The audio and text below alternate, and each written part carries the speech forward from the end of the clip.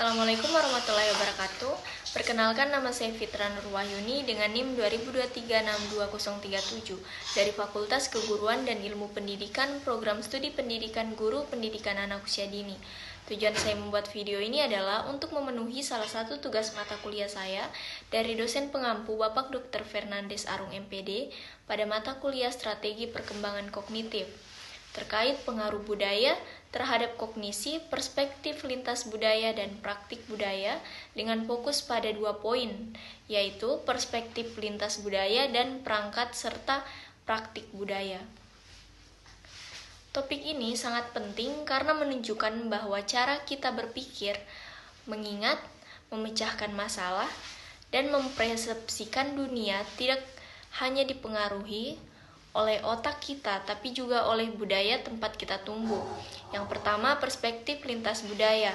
Penelitian psikologi kognitif lintas budaya menunjukkan bahwa budaya membentuk cara kita berpikir. Beberapa perbedaan utama antara budaya timur atau kolektivis dan barat atau individualis bisa kita lihat dari cara orang mempersepsikan dunia. Orang dari budaya timur seperti Jepang atau Tiongkok cenderung melihat konteks dan hubungan antar objek. Ini disebut holistic thinking.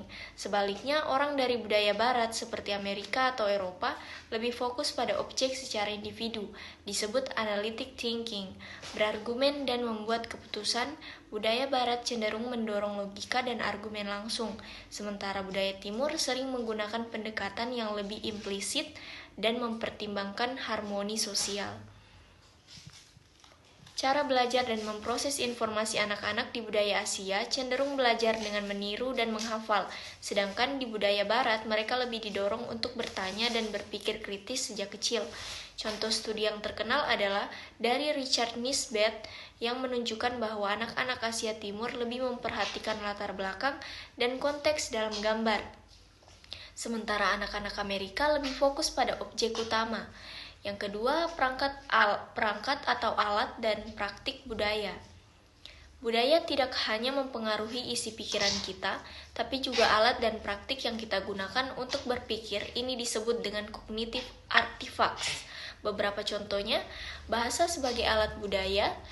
Bahasa mempengaruhi cara kita berpikir, misalnya bahasa-bahasa tertentu memiliki cara berbeda untuk menyatakan waktu, arah, atau emosi. Dalam budaya aborigin Australia, mereka menggunakan arah mata angin atau utara, selatan untuk navigasi, bukan kiri atau kanan. Ini membuat mereka sangat terlatih dalam orientasi spasial.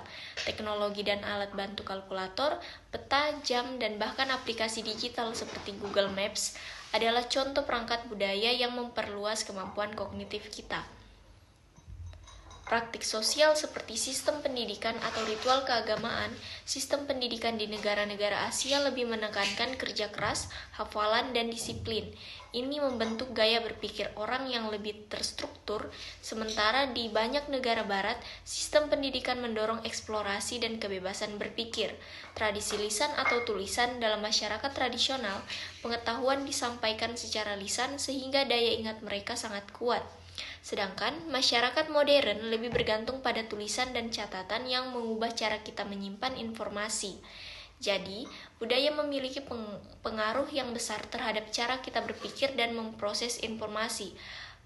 Perspektif lintas budaya membantu kita memahami bahwa tidak ada satu cara berpikir yang benar semuanya, tergantung pada konteks budaya. Perangkat dan praktik budaya seperti bahasa, alat, dan kebiasaan sosial memperkuat perbedaan ini. Semoga penjelasan ini membantu kalian memahami betapa pentingnya peran budaya dalam kognisi manusia. Terima kasih. Wassalamualaikum warahmatullahi wabarakatuh.